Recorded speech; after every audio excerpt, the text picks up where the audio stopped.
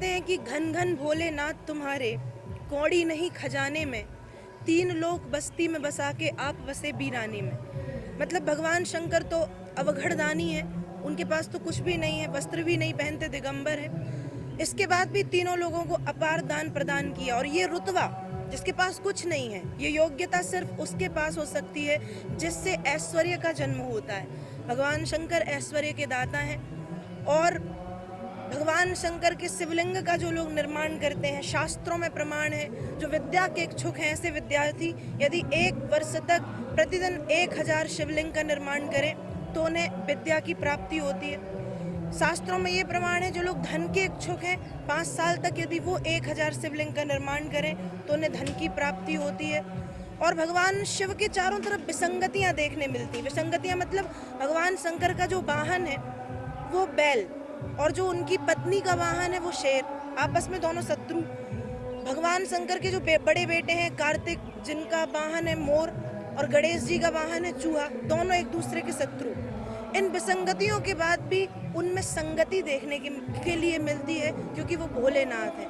और ऐसे शिवलिंग का निर्माण आज मुझे नहीं लग रहा था कि बम्बई के लोग, क्योंकि जानते भी नहीं है शिवलिंग निर्माण कैसे किया जाता है, फिर भी इतने भाव से यदि कर रहे हैं तो ये बहुत प्रसन्नता की बात है। इतने भाव से, इतनी श्रद्धा से शिवलिंग का निर्माण हो रहा है। और शिवलिंग जिन्होंने भी बनाया, अनंत गुना फल की प्राप्ति होती है। एक शिवलिंग बनाने से एक महामृत्युंजय मंत्र की जप की प्राप्ति होती है। तो मैं बहुत खुश हूँ आज यहाँ के अपार जन समुदाय और लोगों की श्रद्धा को देख के। बात करें मुंबई की, तो मुंबई में ये कार्यक्रम हो रहा है और 2017 जाना है, आज लास्ट दिन है और 2018 का आगमन हो रहा है।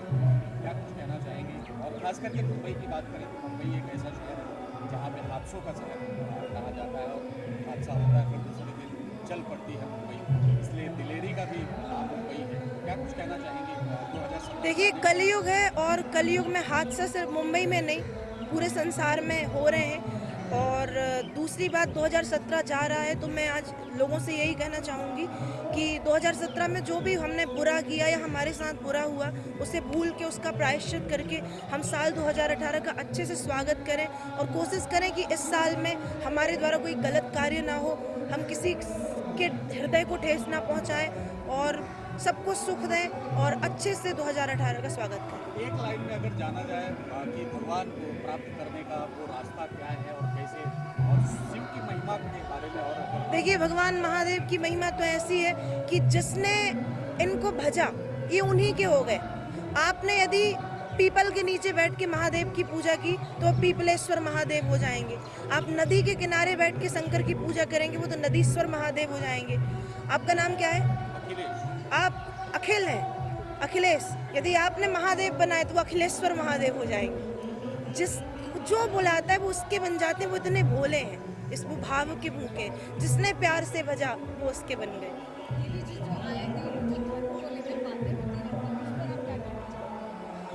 देखिए, धर्म के विषय में बातें अच्छी भी होती हैं, बातें बुरी भी होती हैं, पर आज समाज को धर्म की आवश्यकता है। धर्म के बिना कुछ भी संभव नहीं है। हर क्षेत्र में, चाहे धन का क्षेत्र हो, चाहे राजनीति का क्षेत्र हो, हर क्षेत्र में धर्म का एक महत्वपूर्ण स्थान है। तो मैं यही कहूँगी कि लोग धर्मवान बने और अपने सनातन धर्म का प्रचार प्रसार करें। प्राची जी, अभी अखाड़ा परिषद ने जो ढोंगी साधु उनके बारे में एक लिस्ट जारी की, अगले 14 लोगों की जारी की गई थी, अभी 2-4 लोगों की जारी की गई है। इस बारे में क्या कहना चाहेगी, जो समाज में भ्रम फैलाते हैं और दुष्प्रचार करते हैं? जी हाँ, वो बहुत ज़रूरी है, क्योंकि समाज में मैंने भी देखा है कि ऐसे बहुत से कई लोग हैं। अखाड़ा परिषद ने, हमारे संतजनों ने, महात्माओं ने जो निर्णय लिया है वो बहुत अच्छा लिया है। मैं तो चाहती हूँ कि एक परीक्षा होनी चाहिए। संत कौन है वो, जैसे आपका ये कैमरा है, यदि आपको उसके बारे में जानकारी नहीं है तो आपके कैमरे के साथ एक बुकलेट आती है, आप उस बुकलेट को पढ़ते हैं, फिर आपको पता चलता है। वैसे ही रामचरितमानस और भागवत से पता चलता है कि संत कौन है, संत के लक्षण कौन है। लोगों को भी जागरूक होना चाहिए, अंधश्रद्धा पे और अंधभक्ति पे विश्वास ना करके जागरूक होकर जो प्रत्यक्ष देखें उस पर भरोसा करें। और जिनमें राम कथा और कृष्ण कथा के माध्यम से जो संत की परिभाषा बताई गई वो देखें, वो जाने, उसके बाद ही किसी पे विश्वास रखें। तो मैं अखाड़ा परिषद के निर्णय का बहुत बहुत सम्मान करती हूँ। अभी जो हाल ही में कुछ बाबाओं के, क्या कुछ कहना चाहेंगे? अभी एक बाबा पकड़े गए जो बाल कन्याओं के साथ कुछ तरीके का करते थे। और खास करके महिलाओं के इस समय, जैसे अभी आप भी प्रवचन कर रहे हैं, बहुत सारी महिलाएं सामने आ गई हैं, प्रवचन करती हैं, समाज को शिक्षा देती हैं, लेकिन वो पीछे कुछ और होता है। क्या कुछ कहना चाहिए? देखिए, गलत है। यदि कोई भी प्रवचनकार है या संत है तो वो जैसे सामने है वैसे ही उसको पीछे रहना चाहिए, मतलब उसके दो रूप नहीं होने चाहिए। और यदि ये हो रहा है तो भारत के संतों को एक कठोर निर्णय लेना चाहिए, क्योंकि ये हमारी संस्कृति पर एक कठोराघात है। यदि ऐसा होगा तो लोगों का जो विश्वास है वो भक्ति पे से या संतों पे से कम हो जाएगा। यदि 1 लाख संत हैं, उसमें से 10 लोग भी यदि बुरे हैं तो सारा संत समाज बदनाम होता है। इसलिए मैं संतों से, महात्माओं से ये प्रार्थना करूंगी कि वे कठोर निर्णय लेके कुछ ऐसे नियम बना दें जो उनका पालन करे, वही संत कहलाए। सर, आप क्या कहना चाहेंगे? मुंबई में देवी जी का आगमन हुआ और इतने बड़े संख्या में लोग आ रहे हैं, गला बैठा क्या हुआ कुछ है, कहना चाहेंगे गला इस बैठा आयोजन को लेकर? देखिए, भारत देश ऋषि मुनियों का देश रहा है और उन्हीं की परंपरा को परम पूज्य देवी जी आगे बढ़ा रही हैं कथा के माध्यम से नौजवानों के लिए संदेश। और आज यहाँ पर इन्होंने परसों ही डिसीजन लिया कि हमें 1.25 लाख शिवलिंग बनाने हैं। वो उत्सव परसों का लिया हुआ है और महिलाओं से इन्होंने एक शब्द बोला और महिलाएं सुबह 7:30 बजे से यहाँ पर आकर के बना रही हैं। स्वयं देवी जी कल कथा व्यासपीठ पे 8 बजे तक थी। उसके बाद में उन्होंने हवन में भाग लिया 12 बजे तक और बिना विश्राम किए स्वयं इन्होंने मिट्टी को खुद हाथों से उसकी लोइयाँ बनाई और रात 2:30 बजे तक इन्होंने 5000 के ऊपर स्वयं शिवलिंग बना करके उसका शुभारंभ कर दिया और उसका परिणाम आप अभी पंडाल में देख रहे हैं। तो इस पंडाल में भागवत कथा के साथ साथ काफी कुछ अच्छे कार्य भी गरीबों की भलाई के लिए भी कार्य किए जाते हैं और जिस तरह से हॉस्पिटल बनाने का निर्णय लिया गया, क्या कहना चाहेंगे उसको लेकर? देखिए, कल परम पूज्य देवी जी के सानिध्य में यहाँ मेडिकल कैंप हुआ, उसमें फ्री चश्मा वितरण किया गया। ECG मशीन, जो अच्छे डॉक्टर थे सभी की सेवाएं यहाँ ली गई।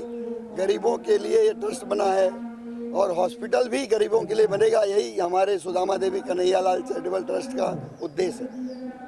चलते चलते आखिरी सवाल, देवी जी आप जितनी सुंदर हैं उतनी ही वचन भी आपके सुंदर हैं और जब आप प्रवचन करती हैं तो लोगों की आंखें नहीं, सांसें भी थम जाती हैं। कैसे कर लेती है? जी, मैं नहीं करती, ठाकुर जी करते हैं, महादेव करते हैं, उनकी कृपा है।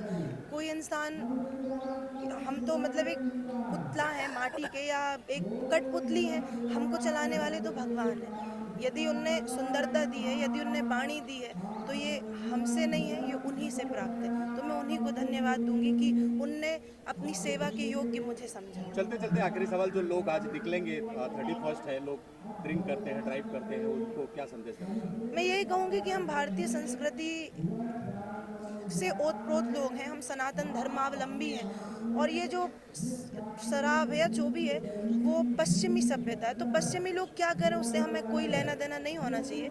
हमारी संस्कृति जो कहती है कि दीपक जलाएं, हम भजन करें, हम एक सुंदर उपदेश दें, तो मैं वही चाहूँगी युवाओं से, युवतियों से कि जो गलत मार्ग पर पश्चिमी सभ्यता को अपना रहे हैं उनकी नकल ना करें, वे खुद ऐसा करें, सनातन धर्म को इतना आगे बढ़ा दें कि पश्चिमी देशों के लोग हमारी नकल करें। राजेश का आखिरी सवाल है, जिस प्रकार बाहर के लोग अलग तरीके से 31 मंगाएंगे और यहाँ ट्रस्ट के माध्यम से जो कार्यक्रम आयोजित किया जाएगा, यहाँ का भी 31 एक माहौल अलग होगा राधा कृष्ण के चरणों में, वो किस प्रकार का माहौल होगा वो बताइए।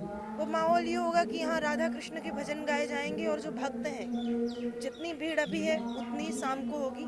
ये भक्त भजनों के माध्यम से कृष्ण के रस में डूब करके इस साल को अलविदा कह के नए साल का प्रारंभ करेंगे। कल जब भागवत संपूर्ण हुई, जब व्यास जी की विदाई हो रही थी, काफ़ी महिलाएं भावुक थी, काफ़ी महिलाओं के आंखों में आंसू थे। कुछ मीडिया वालों ने उनसे सवाल पूछा तो कल का उनका जवाब क्या था? जवाब ये था कि अब हम 1 साल कैसे रहेंगे बिना कथा के, क्योंकि घोषणा 2018 की है। तो उनको बेसब्री से इंतज़ार है कि देवी जी को सुनने के लिए, क्योंकि इनके सामने इनकी प्रशंसा करना जैसे सूरज को दीपक दिखाने जैसा है। इतनी महिलाओं का जो भाव खोना और उनकी आंखों में आंसू आना अपने आप में ही दिखाता है कि इनकी कथाओं में कितना रस था। Wish all the best, thank you so much हमारे कठिन सवालों का जवाब देने के लिए। धन्यवाद दूंगी। लोग मीडिया को बुलाते हैं और यदि हमारी भक्ति को देख के मीडिया यहाँ पर आई है तो आप लोगों के पास समय की बहुत कमी होती है। जितने भी चैनल, न्यूज़ चैनल यहाँ पर मीडिया के लोग हैं, मैं आपको बहुत बहुत धन्यवाद देती हूँ। साथ ही जो हमारे अरुण जी हैं, समय नेशनल के रिपोर्टर, आपको मैं बहुत बहुत धन्यवाद देती हूँ, शुभकामनाएं देती हूँ कि दिन प्रतिदिन आपका चैनल आगे बढ़े, क्योंकि आपने 7 दिनों तक सेवाएं दी हैं। 7 दिनों तक अपने चैनल के माध्यम से इस कथा का प्रसार किया है। आपके साथ सारे मीडिया वाले लोगों को मेरा बहुत बहुत धन्यवाद। इसी तरह आप हमारे धर्म के कार्यों को आगे बढ़ाएं और भारतीय संस्कृति का प्रचार करें। पुनः आपको मेरा बहुत बहुत धन्यवाद, साधुवाद, शुभकामनाएं और हैप्पी न्यू ईयर। पे आए हैं और भजन कीर्तन आप करने वाले जो आज 31 होगा देखने के लिए होगा, तो किस तरह के रिहर्सल करके आए हैं और क्या कुछ खास नजर आएगा इस मंडप में आपके भजन के द्वारा? प्रायः यह देखने में आता है कि 31 और बर्थडे पार्टीज़, जन्मदिवस और शादी की जो सालगिरह होती है उस पर प्रायः लोग क्लबों में जाते हैं, अनावश्यक रूप से धन खर्चा करते हैं और समय भी अपना नष्ट करते हैं। किंतु यहाँ इस प्रांगण में आज भक्ति और ये जो भागवत का जो प्रोग्राम आज है, भजन का प्रोग्राम जो आज रखा गया है, ये बहुत ही प्रशंसनीय है और करुणा और कृपा की बात है। ये ठाकुर की असीम कृपा है सभी पर। तो कैसे कैसे भजन होंगे आज जो लोगों के सामने, भक्तों के सामने? ये तो निर्भर करता है, जैसी ठाकुर कृपा करेंगे वैसे भजन स्वयं वो अपने आप ही गवा लेते हैं। इसमें किसी गायक की अपनी कोई भूमिका कभी नहीं होती है। तो लिटिल चैम्प में आप सेकंड विनर रहे हैं, लेकिन भक्ति सॉन्ग में आप ज़्यादा इंटरेस्टेड थे, तो इसलिए आप शायद उसमें और आगे नहीं गए। तो आपने भक्ति को छोड़ना नहीं वो चाहा? दुनिया बहुत अलग है, वो उस दुनिया के लिए हम नहीं बने हैं। ये बहुत जल्दी ही, बहुत शीघ्र ही मेरे समझ में ये बात आ गई, इसलिए मैंने उस लाइन को त्याग दिया। समय भी है, मौका भी है, तो इस वक्त एक भक्ति सॉन्ग को बुलाना चाहिए। दस्तूर भी है, साथ में छोड़ देता हूँ। पहले एक श्लोक गाना चाहूँगा।